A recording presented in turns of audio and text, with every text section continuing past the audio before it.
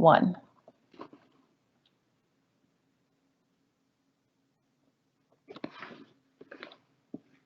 Welcome to AltaGas's second annual International Women's Day event. For those of you who don't know me, my name is Shaheen Amirali. I'm the Chief External Affairs and Sustainability Officer at AltaGas. We are so thrilled to be having you all join us here today from all of your very many locations across all of our operations. And we are pleased to be hosting this event on behalf of the WLN employee resource groups in Calgary and Washington. I'm going to be keeping my comments brief so that we can get right into things. We're going to start with a short video about the history of IWD, and then I'll be back to introduce our panel. International Women's Day. International Women's Day takes place every year on the 8th of March to celebrate the achievements of women worldwide. The day is also used to recognize women who've made significant contributions to the advancement of their gender. International Women's Day was first celebrated on March 19 in 1911. 1 million women and men rallied in support of women's rights on that first International Women's Day. The United Nations officially supported International Women's Day to reflect on progress made, to call for change, and to celebrate acts of courage and determination by ordinary women who have played an extraordinary role in the history of women's rights. The 100th anniversary of International Women's Day in 2011 resulted in many celebrations around the world and brought a lot more attention to International Women's Day. We do have female astronauts and prime ministers. Schoolgirls are welcomed into university. Women can work and have a family. Women have real choices. And so, each year the world inspires women and celebrates their achievements. International Women's Day is an official holiday in many countries, including these here.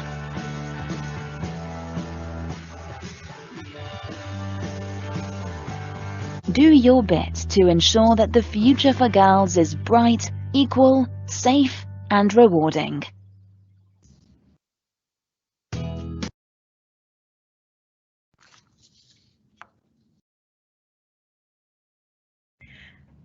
IWD is truly about celebrating women's achievements, and what better way for us to celebrate today than to welcome some extraordinary women from AltaGas to have a conversation with them. Each of their journeys has been different. Each of them have chosen their own path. They've made big decisions along the way, and they've achieved amazing things. And it is our opportunity today to hear directly from them about their experiences. I'd like to take a few minutes to introduce our panel and our moderator, and then we'll kick things off with some rapid fire questions to get to know our panelists better, and then we'll get into a deeper discussion. So I'm going to start with Nancy Tower. Nancy joined the board of AltaGas in January of 2020. Nancy has over 25 years of experience in the utility industry with Emera. Emera started as a single electric utility in Nova Scotia, Halifax, in Canada, and has grown into an energy leader with more than 31 billion in assets, 2.5 billion customers across Canada, US, and the Caribbean. Nancy has held many roles in many locations with Emera, including as CFO, Controller, Chief Corporate Development Officer, Vice President Customer Operations, and most recently serving as CEO of Tampa Electric Company in Tampa, Florida, a position she has held since December of 2017. Nancy has won many awards and received many recognitions along the way, including in 2011, she was the recipient of Canada's Most Powerful Women Top 100 Award. Nancy has 3 children, 2 daughters and a son, all following in their mom's footsteps as chartered public accountants. And interestingly enough, Nancy's daughter Kathleen worked at E&Y in Calgary when she was first starting out, and AltaGas was her biggest file. So what a small world. Nancy recently announced her retirement and that she is giving up the Florida sun to take back her Canada Goose, and she's heading back to hometown Halifax and Nova Scotia in the coming months. In her free time, Nancy loves to spend time outdoors. Biking, skiing, and golfing are some of her favorite activities. She is looking forward to getting in more of that in the next coming months. Welcome, Nancy.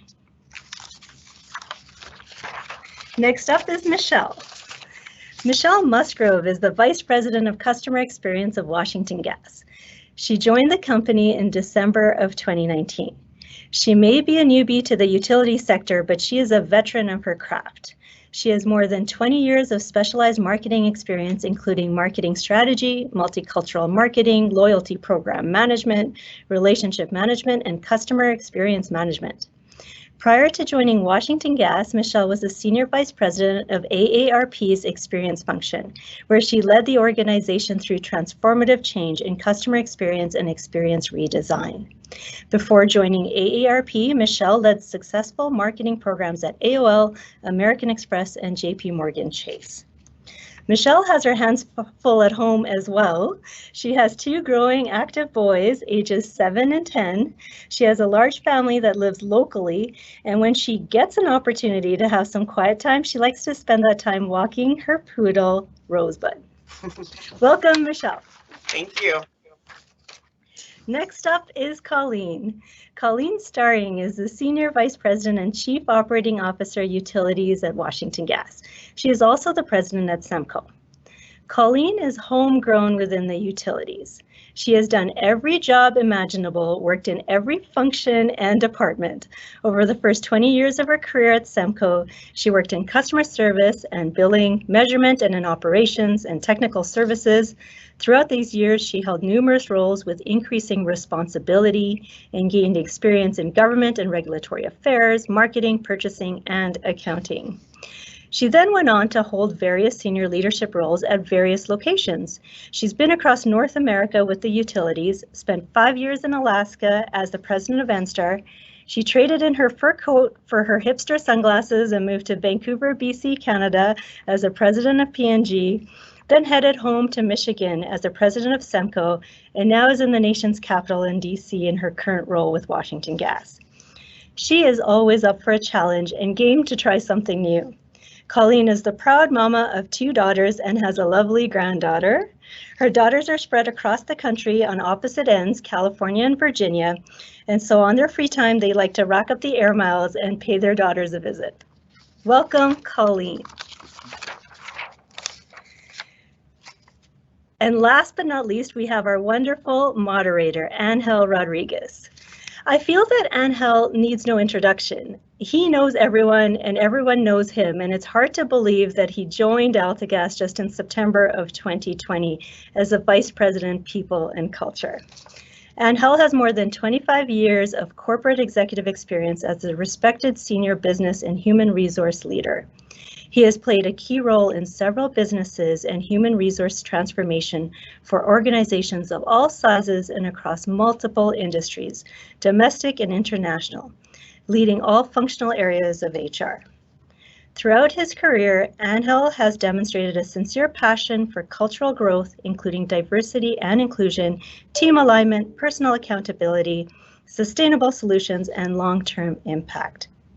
Among the organizations where Angel has made lasting impact are GE, Frito-Lay, Pepsi, Kellogg, Caterpillar, and Nissan. Angel and his wife Colleen, Angel and his wife Connie and their 2 wonderful sons are super excited about the many adventures they're now going to have in DC. Welcome, Angel. Thank you so much. I'm now going to turn it over to you so you can kick off the show. All right. Well, hello, everyone. Good afternoon, good morning, good evening, wherever you are in the world. Buenos días, buenas tardes, buenas noches.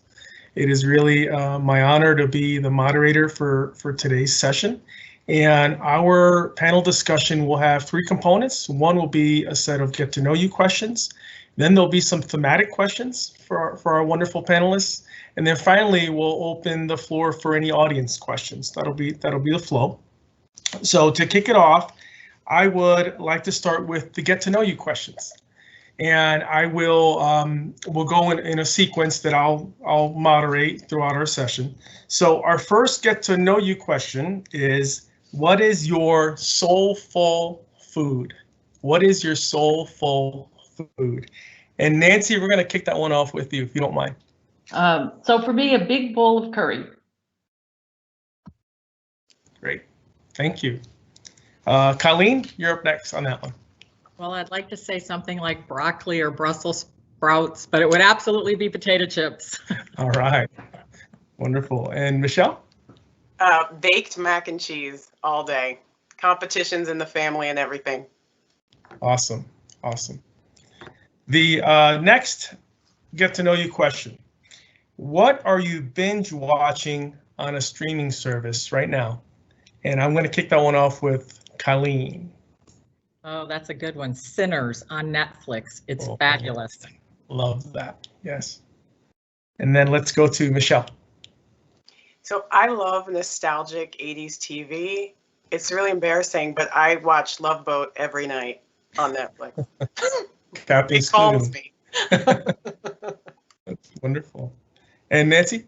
Well, I don't have anything. I find it hard to find good things, but I did watch the interview of Harry and Meghan last night. Very good. Okay, next get to know you question. Where will you go first after COVID? Work and/or pleasure? And we'll kick that one off with Michelle. I am going to go inside of my sister's house that I have not been in 12 months, and I'm going to hug everybody for a really long time. Amazing. Nancy, how about you? Well, I'm actually heading to the west coast of Canada and in the fall, and probably have to attend a board meeting, but like to also visit down in Washington State, Oregon, maybe play a little golf at Bandon Dunes. Outstanding. Colleen? So for me, for work, it would be Alaska. I haven't been back there since their earthquake in December of 2019, so I'm overdue. For pleasure, my husband and I missed our trip to the Greek islands last summer, so that's absolutely where we're going to go first. Wow. Great, thank you. We have two more get to know you questions. Next one is, if you could have coffee with a great woman, who would it be? And Nancy, I'll start with you on that. So Katharine Graham from the Washington Post, who led the paper from 1963 to 1991. Many people know that after her husband died. I think that'd be interesting. Colleen? So for me, it would be Eleanor Roosevelt. She has a quote that it goes, do something that makes you afraid every day. And that really resonates with me. Get out of your comfort zone. So it'd be Eleanor. Great, thank you. And Michelle?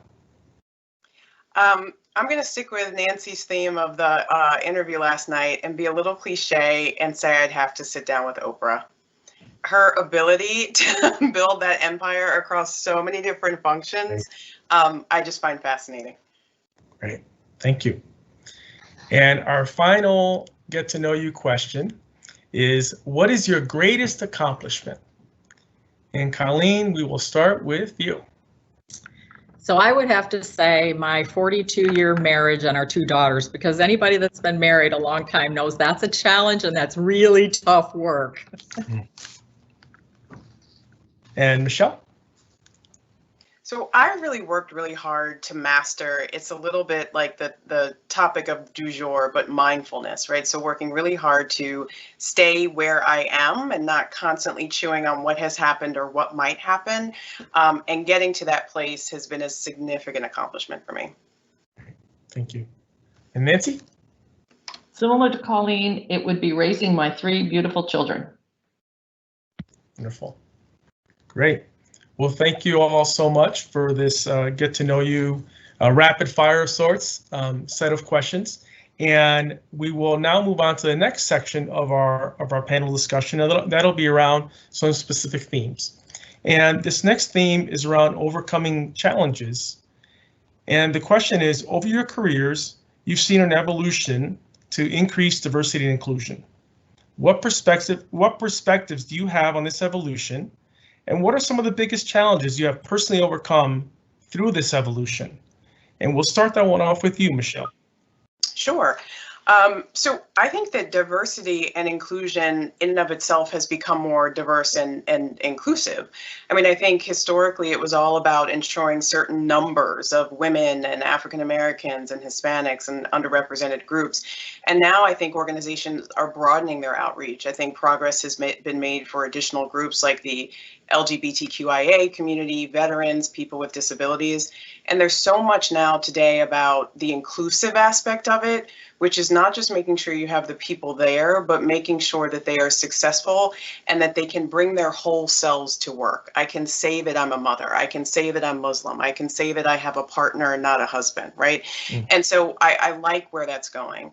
The biggest challenge for me personally has been, I guess, balancing motherhood with work. I took my first VP position when I had an infant and a 3-year-old. And so there's the practical notion of just not sleeping for 4 years, right? And having to be really on at work. And I think it just takes having confidence in your deliverables and your contributions and setting boundaries. Great. Thank you so much, Michelle. And Colleen?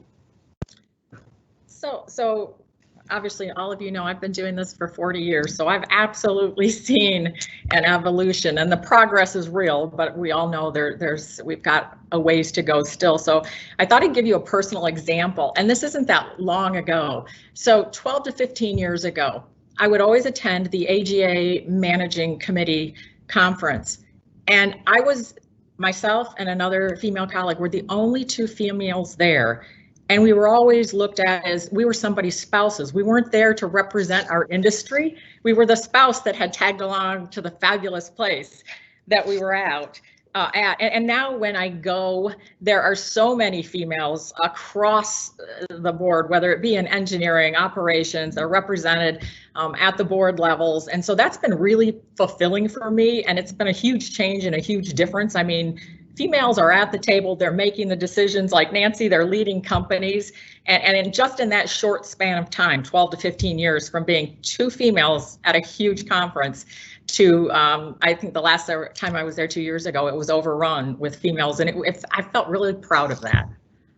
Great, thank you. And Nancy? That's Colleen, that's a great uplifting story. And I agree with you. I think that, you know, I always say this, that we've made lots of progress, but there is so much more work to be done. We are certainly not there yet. We're not done yet. You know, we need to be hiring, I believe, more diversity. We need to be more inclusive, Michelle, for sure, but we need to be hiring more diversity at the you know, sort of the intake at the less senior levels, and to make sure we continue to have that pipeline. One of the things, maybe you know, maybe not overcome, but what I've tried to do in meetings when we're talking about our talent is to challenge often.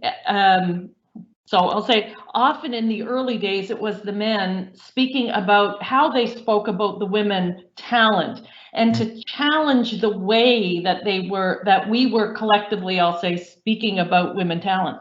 And I think that's changed. I'm happy to say that has changed. So that was one of the things for me that I perhaps I've contributed to. Outstanding. Thank you so much. A follow-up question to this theme. We all know that we can do it all, but not at the same time. What kinds of choices or priorities have you had to reset throughout your career, and how did you manage those choices? So along that same thematic, Nancy, I'd like to start with you, if you don't mind. Yeah, you know, you certainly can't do it all the time. I think can't do it all. I think keeping perspective and not trying to be perfect in every way, in you know, at home and at work. And I was telling a story earlier today when my children were very young, and coming home one night, it was 8 o'clock, and you know, I said, why are we the only family that's trying to get dinner on the table at 8 o'clock, and young children? And I was expressing my frustration, and my 12-year-old looked up at me and she said, "You're the only one who cares." And it was a revelation to me that I was trying to impose this model of some family that I thought we should be, that they had not experienced and didn't care about. And so I think, don't try to be perfect, keep perspective. And that's helped me from that day on. That's helped me kind of keep it all together. Thank you so much. Michelle, if you wouldn't mind. Sure. Angel, I struggled with this question a little bit because I don't think I've made the best trade-off decisions or choices, right? So I think I'm a little bit too quick to embrace like, oh, sure, I can do this, I can do that, I can take on this position and do it all.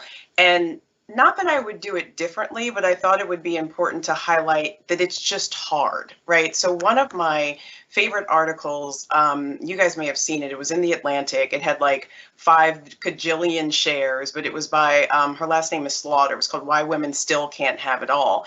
And it was this like groundbreaking discussion about just how challenging it is to take all of this on within the current constructs of corporate America, right? And so it feels good to say that. I think women should make the choices that are best for them, right? And it's okay. I think we just have to say it's okay to make whatever choices you need to make. But when you do decide to take it all on, I think it's okay to say like, this is just really hard. And the person who often suffers the most is you. You're not gonna let your kids suffer. You're not gonna let your job suffer. But you're going to cut corners on the time for yourself or the time for things that are important to you. And you just got to look that square in the eye and make sure you're good with that, because it can be really tough. Oh, thank you, Michelle. Colleen, if you wouldn't mind, please jump in and give your thoughts on this. Sure. I mean, I agree with everything Nancy and Michelle just said. I believe you can have it all, but not all at the same time. And you have to make choices, and you have to make the right choices for you. Everybody's different. And I think this is the one question I am asked the most. It's, how did you balance it? How do you, I can't be everything to everybody.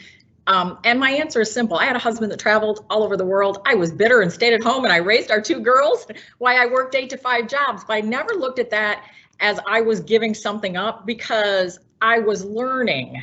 I wasn't leading at that time, but there were many opportunities within the company where it was still in the 8 to 5 confines. And then when the girls were self-sufficient and I had the opportunity, I took full advantage of those opportunities. So I think you have to make choices, and it's a very personal choice. I was just talking to a consultant last week who was getting ready for the first time in a year. She was headed to the Galapagos, and she was so excited. And she said, I don't have anybody to go with me. And I always wonder, I worked and worked and worked. I never married or never had children. And I wonder if I made the right choices. And that almost made me sad, because so many of us do. You think you have to do an either or. You can do it all. It's just at different spaces. Thank you so much. And given your respective experiences and your collective wisdom, what are some strategies that you've used to overcome these challenges, to create the aura of balance and personal strength? What are some of the strategies you've used? Just some words of wisdom, a couple nuggets. And let's start with Nancy.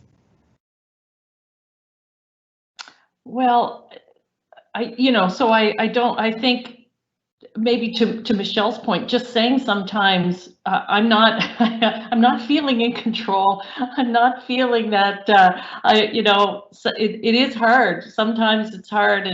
And one of the things I've always encouraged people, all people who've worked with me, to say, I will push things to you. You have to be the one. I will look out for you when you raise your hand, but you have to be the one to say, this is too much.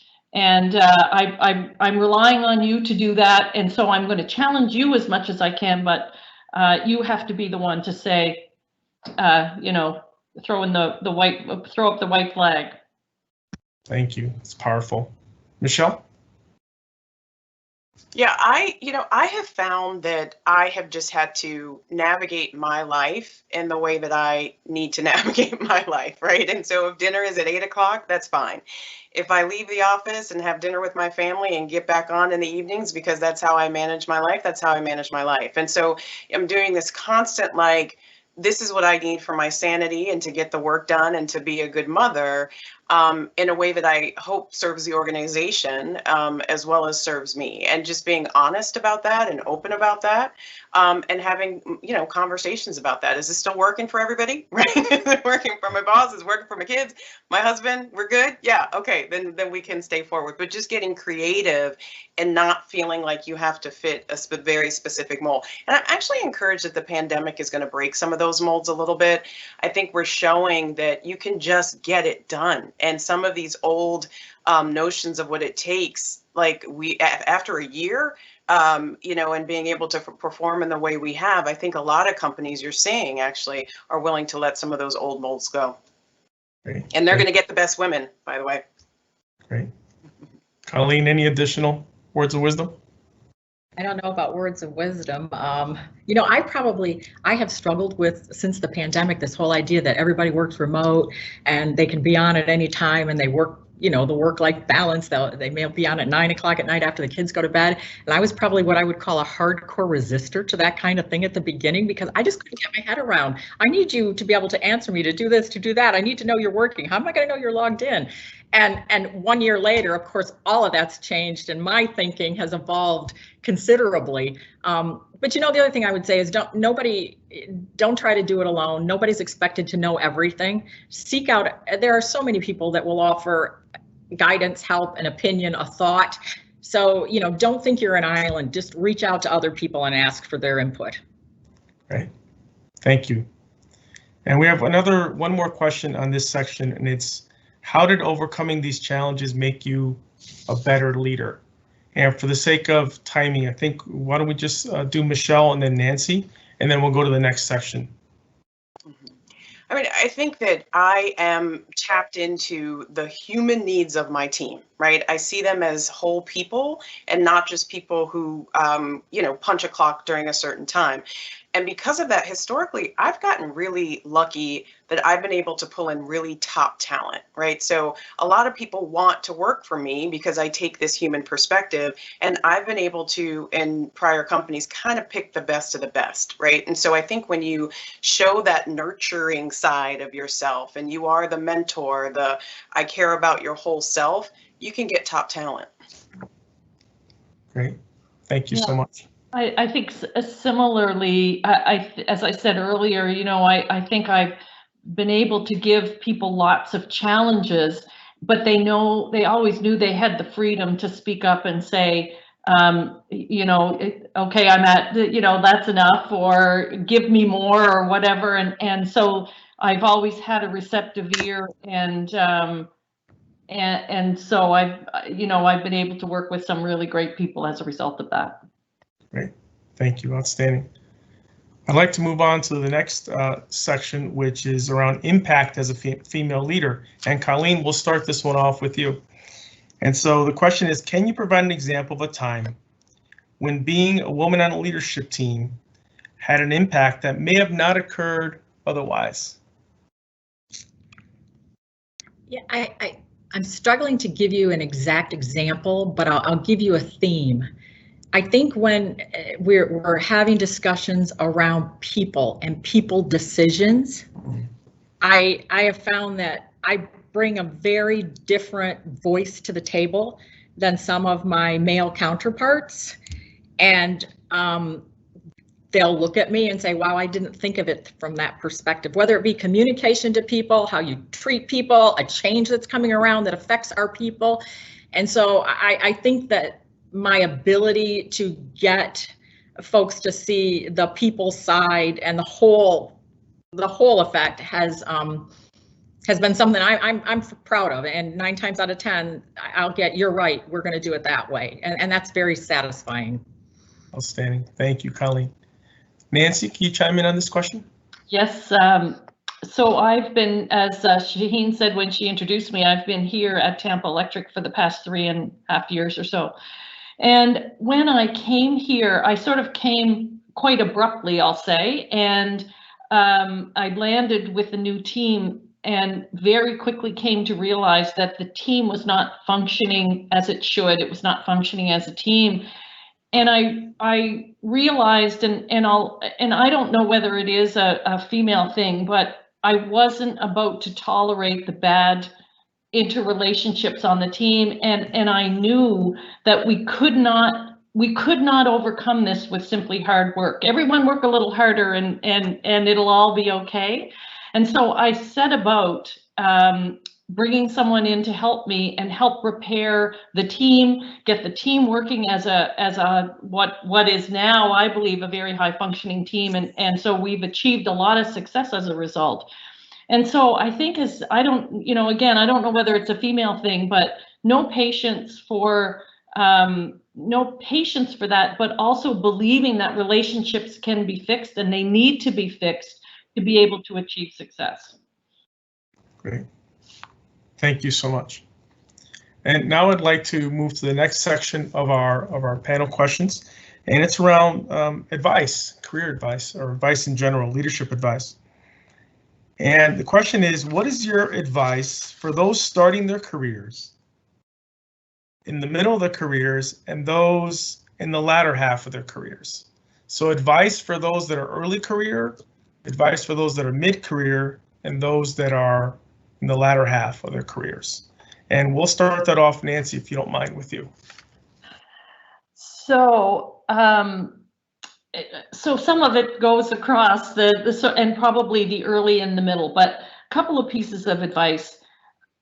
No matter where you are in the organization, I would say always look for how you can make things better. And whether you're in a role, even if you think you're only in a role for a year or so and then you will be moving to another one, look for opportunities to make change. And part of the reason I say that is I think it'll get you noticed as someone who is a change agent.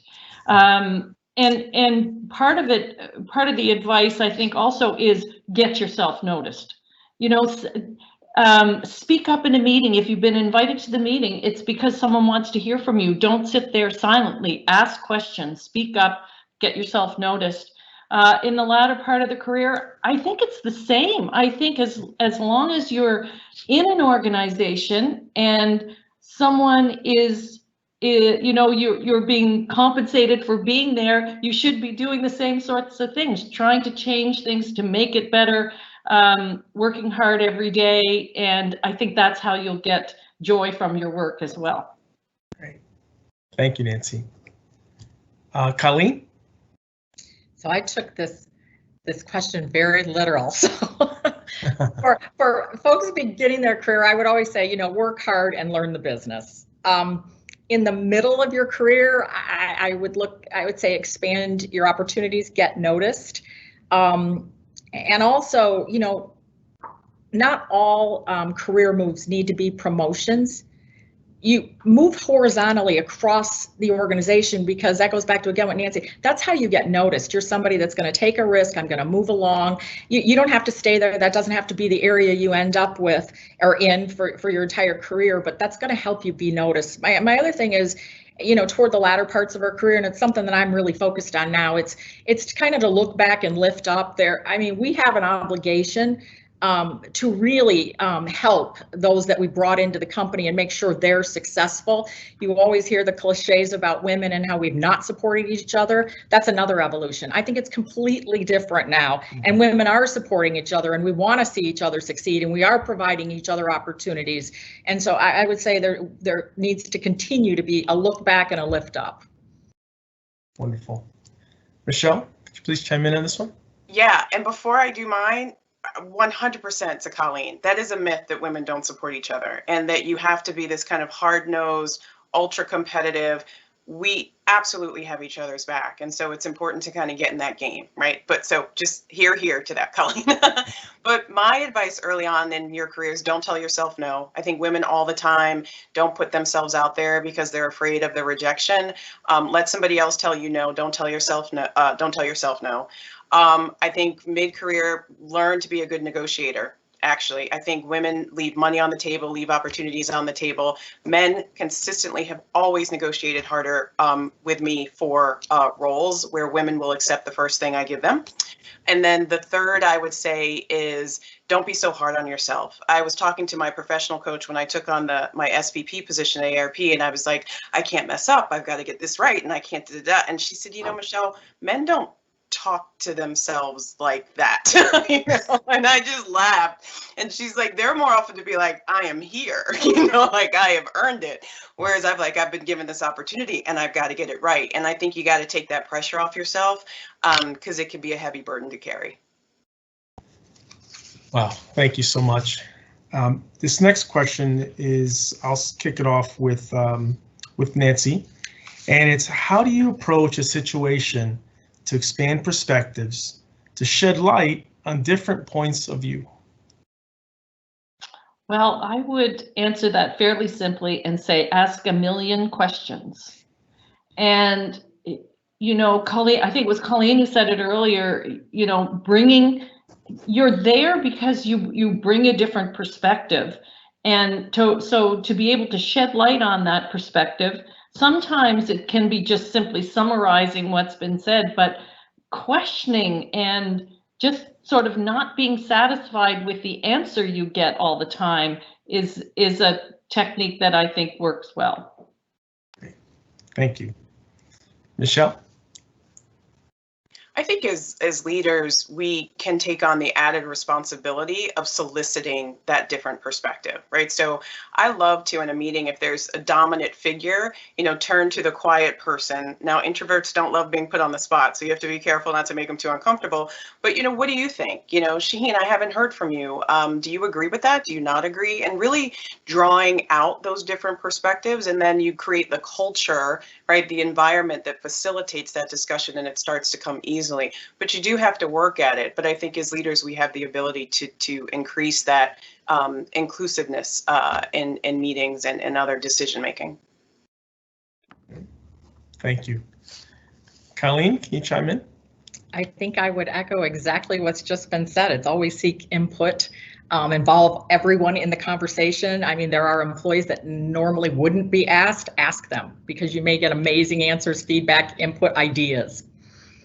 Great. Okay, this next question is more around support and external resources, and it's a broader question. And I'll kick it off with you, Michelle. And it's, what does industry do well to support diversity, and what could it do better? Sure.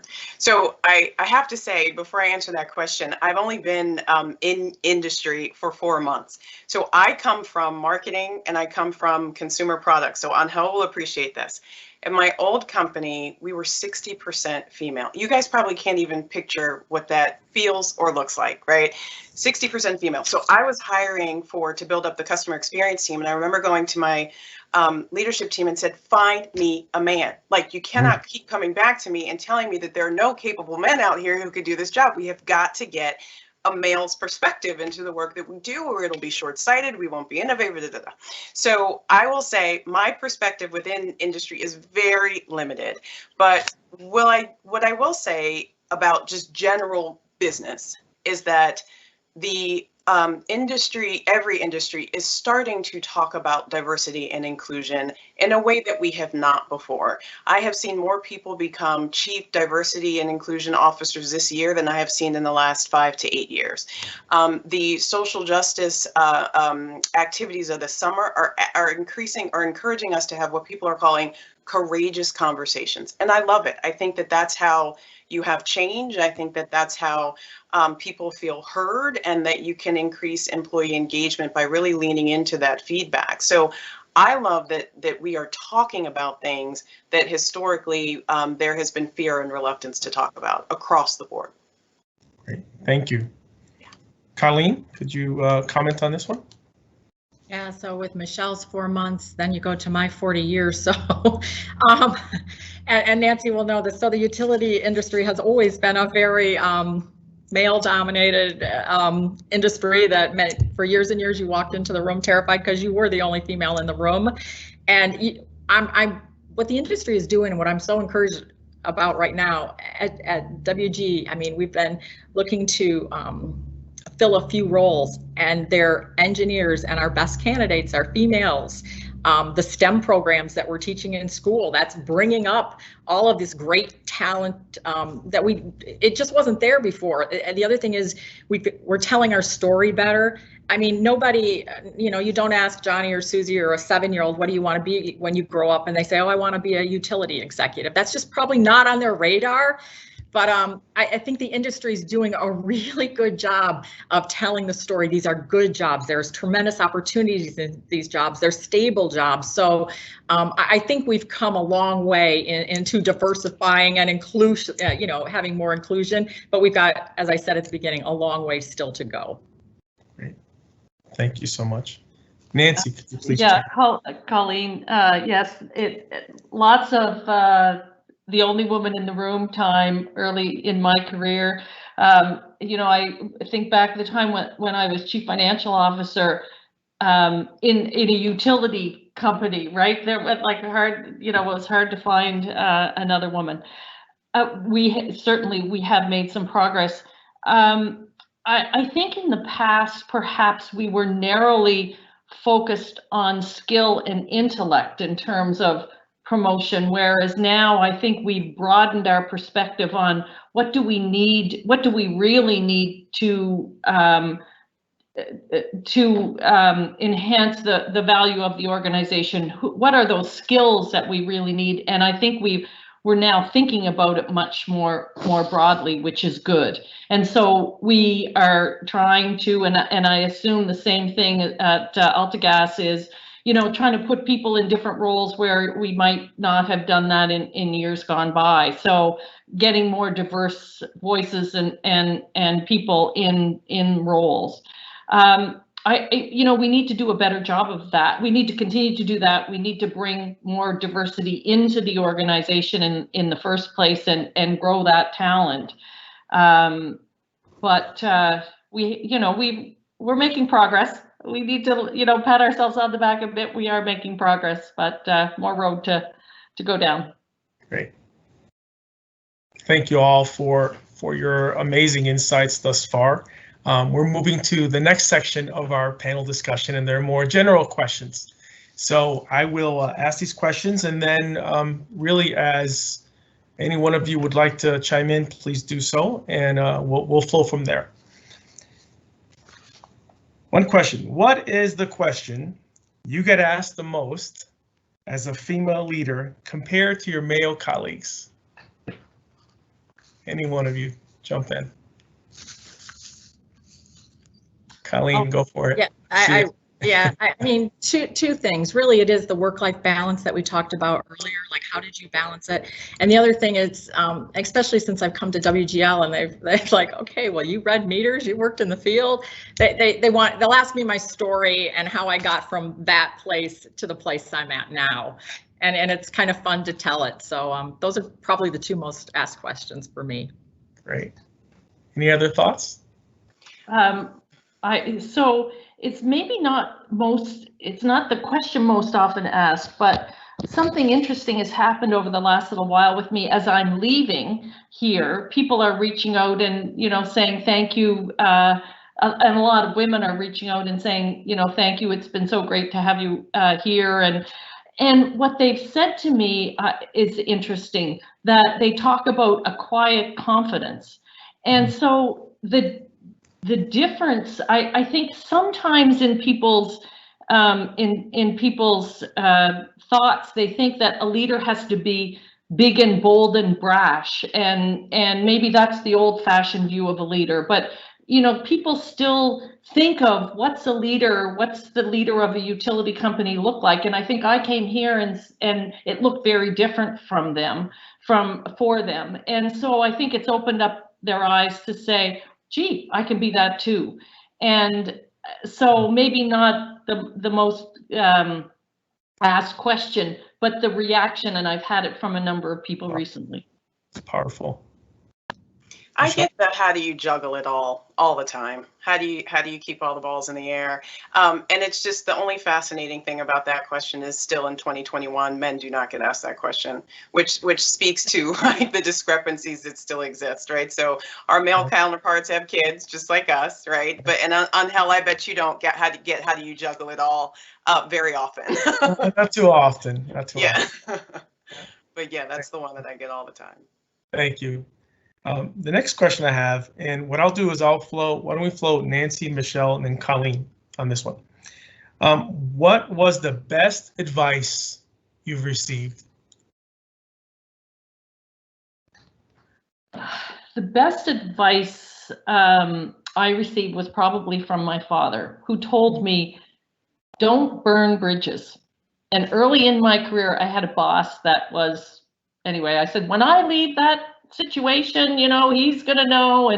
And my father said, do not do that, because relationships are so important and you never know when you are going to run into someone who's been in your past. And so I didn't do that on the way out of that job. And I've thought of that so many times in my career about, you know, just have respectful relationships, be kind, and just value those relationships, because that will carry you so far in business generally. Thank you. Michelle. Best advice I ever got was to be authentically myself. I think that we get really caught up in female attributes of leaders or male attributes of leaders. And I had a very senior, powerful woman just say, you have to figure out your style and you have to figure out your voice.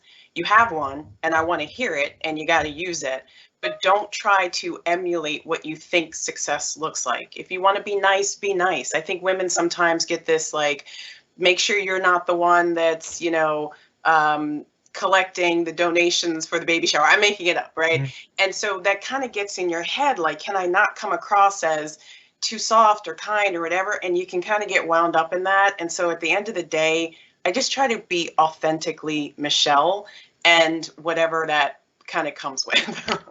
Oh. Thank you, Michelle. So as Michelle was talking, one of the funniest things, when I look back now, I was laughing because one of my bosses, he was the CFO at the time, told me, Colleen, you're far too nice. And I thought nice is a good thing. So there you go.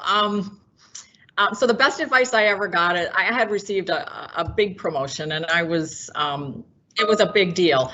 And the president of the company looked at me and he said, you have earned this promotion. You've earned the seat at the table. Now speak up. And he was letting me know I was at that table and I better use my voice, and that was good advice for me. Very powerful. Thank you all three for answering that. That's so meaningful of a question and so personal of a question. We've got several questions that have come in from the team that's on the call with us, and this one question is for everyone. And so Michelle noted that men often out-negotiate women. As women in leadership, how can we push our female employees to ask for what they want rather than what they think they can get? Any one of you jump on in. I'm happy to start. You know, it's difficult when you're the CEO to tell people that they should be negotiating harder, because you know, but I do give that advice in particular to my my children, and in particular my daughters, and just say, you know, you have to think about yourself, and you have to think about what you want, and don't be scared to ask for it. And that, I think that has been good advice. They passed that on to some of their friends, and I think that has been good advice. Great. Thank you. Yeah, it's hard, Nancy, because it puts you in a tough position, right? Because you're trying to negotiate the best deal, and so you can't help. Right? You want to be like, I can't help you, but I really want you to help yourself. Right.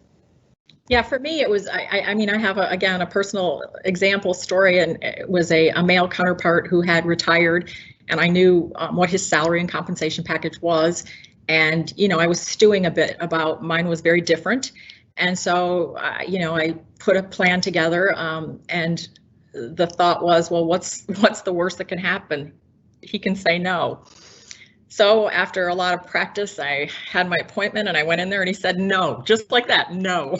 Wow. So I negotiated that, okay, here are the milestones that I'll achieve in the next 6 months. And if they are achieved, this is what the end result will look like. And it happened. And from then on, you know, I was very well taken care of and equal to my counterparty. So wow. You got to stick up for yourself. Thank you.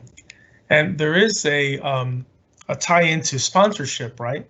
With regard to this question, I know one of the questions we had asked, and any one of you please chime in around, do you or have you had a sponsor at times, and what impact did it have on your career? So I have not had a formal sponsor or formal mentor. I know that Michelle is and can talk about that, but I have certainly have had people that have supported me, and I have never doubted the support. When I moved to Canada from Alaska and took over 3 Canadian utilities, and I had 3 male presidents of companies that now had to report to me instead of directly to the CEO. And so just imagine the drama that went on with that. And I felt 100% supported, and I knew who I could go to, and that was important to me. So I think throughout my career, I've had different people that have stepped up and I felt like I could go to, and they've always been there. And they can give you that straight talk, like speak up, right? Negotiate yourself, right? Any other thoughts or comments on that?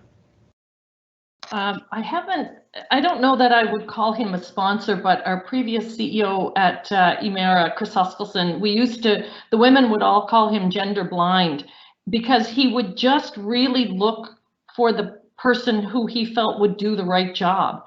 And at one time in our organization, a year or so ago, our 3 biggest businesses were run by female, and that was really his legacy because he gave us all opportunities. And so I think having worked for him, and it wasn't really, we all felt it wasn't that he was sort of saying I have to promote women. He was just he was looking around going, who are the best people, and I'm gonna push them to do the things I need done. Great, thank you. We do have some questions, more questions that have come in from the chat. And one question for all, and please, any one of you, please chime in, or any several of you chime in. How can we continue to overcome unconscious bias to create a more diverse and inclusive organization? Key point, unconscious bias. I can try to take a stab at that one on how. I think, one, you have to recognize that everybody has unconscious bias. It's how we navigate our world. It's how we kind of get from point A to point B. I think where you have to make unconscious, but you have to deliberately make unconscious bias conscious. And so where I really take this very seriously is in the recruiting process, right? So whenever you sit down to interview somebody, there are little cues. We as people like to hire people who are like us.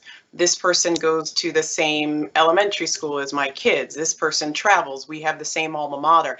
Those are really small cues that say this person is okay. And I think where you have to check yourself is to say, let's get back to the role and let's get back to the job. Are they really important for the job?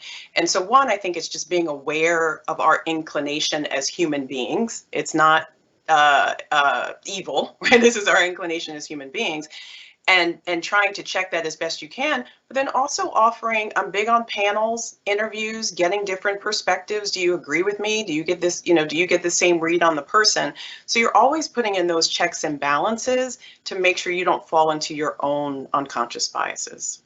Great, thank you so much. Any other thoughts on that? We have more questions, so I can jump into those. This one's for everyone, any one of you or all of you. How do you deal with criticism, constructive feedback? Also, I like criticism because I do. You have to take it in the spirit for which it's intended. And I don't think anybody would, the good and the bad is what you want to know and need to know. So it's not personal, somebody's not out to get you, but I mean, good criticism, the oxymoron there, it's fantastic for people because that's the only thing that can help you grow. If nobody tells you, then you're never going to know, and you go off on your own blind world. So, I mean, I would say, you know, there's probably a few occasions where it's mean-spirited, but always take it that it's meant to be helpful and to get me to a better place. Steady. Colleen, I like 100%, like you know, I've had lots of, I'll say, constructive criticism over my career, lots and lots, and would never have grown as a person, as a leader, had I not. And it is a gift. It is a gift. It's hard to take. It's a gift that's hard to take in the moment, but you absolutely can grow from it. And I think as leaders, our obligation is to pass that on. That's, you know, one of the most important things is to make sure that people are hearing what they need to hear. Great, thank you. I have, let's have one final question, and Michelle, it is coming for you. And it's someone I'm sure you've interacted with. I know you've talked about coaching in the past. And can you explain what a coach is and how coaching has helped you? Yeah, I'm addicted to personal coaches because I think that going back to the point of it's important to get feedback, sometimes people are reluctant to give you feedback. And so when you are paying somebody to collect that feedback from your manager, your colleagues, your direct reports, and give it to you straight, it's invaluable, right? So I have had professional coaches give it to me straight in what would have taken years for me to gather on by myself. One of my coaches, you know, to the point earlier, she's from Tennessee, and she's got this amazingly beautiful Southern accent. So she can tell you the most cruel thing, and it just doesn't sting because of the way she says it, right? And so I think it's important to have like rapport with your coaches and with your mentors, because they're going to give it to you straight. You got to be open to it. And if they're good, they'll give it to you in a way that you can hear it. But I'm a huge fan of professional coaches, especially for women executives who want to be clear on what their opportunity areas are. Outstanding. Thank you so much. Well, I think it's time for me to hand this off to my colleague. But before I do, I want to thank the three of you for your insights, for your wisdom, and for your impact, and frankly, for your legacy. It's been an honor to be your moderator, and I'm going to hand it off to Tamara, if you don't mind, take over the wheel. So thank you, guys. Thank you, Angel. Thank you. Thank you. All right, so thanks, Angel, Nancy, Michelle, and Colleen. We probably could have kept this discussion going all day. Your passion is unwavering, and we love it. So thank you so very much. So I'd like now to show our AltaGas montage of Choose to Challenge selfies. We've got some great submissions, and we'll be drawing a name from all the entries to receive a credit in their AltaGas account for donation to the charity of their choice.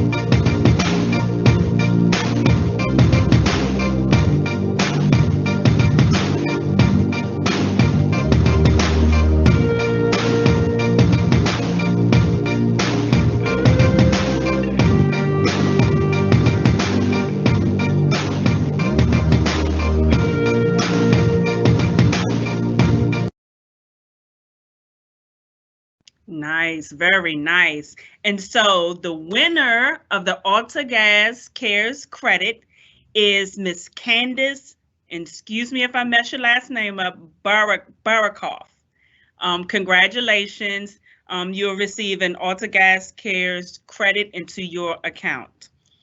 So in closing, before I play a quick video from Margie Worrell, I'd like to thank all our speakers today, as well as the WLM teams from Calgary and Washington for taking this event from an idea to a reality. This discussion today is a great start on choosing to challenge. Whether you leave today ready to doubt yourself less or challenge others more, know that your action will make a difference. A little bit about Margie.